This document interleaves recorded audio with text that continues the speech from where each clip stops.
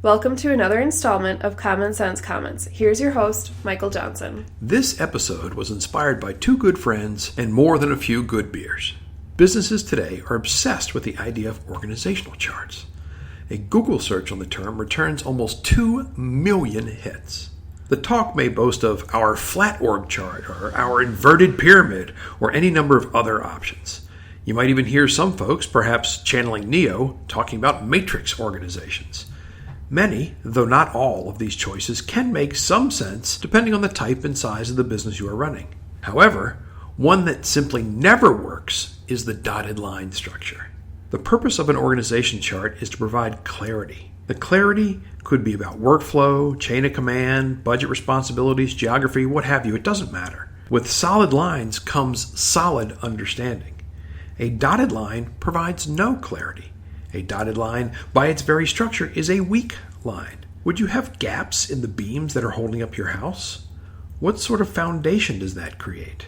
Would you want holes built into bridges you had to drive over? What kind of confidence would you have risking a crossing on such a structure? Rather than allowing for the flexibility that organizational planners promise, dotted lines primarily create confusion and frustration. Rather than a clear understanding of who is in charge of what, employees get multiple bosses with mixed priorities and very little authority to approve or accomplish much of anything. Unless it is your goal to specifically confuse and frustrate your staff, why would you design a structure that offers no real focus and support? As a strategy consultant, I spend a fair amount of time working with my clients on these issues. Now, nobody engages me to solve org chart problems per se. However, no strategy can be properly executed by confused staff.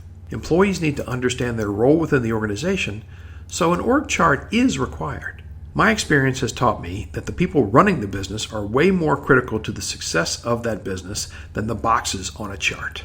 I encourage you to first define what your business is trying to accomplish, and then develop clean and solid lines of authority, responsibility, and accountability.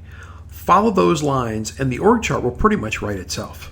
The common sense approach here is to ensure the solid and clear lines in your org chart are designed to support and promote the solid and clear goals of your organization. After all, your business is on the line.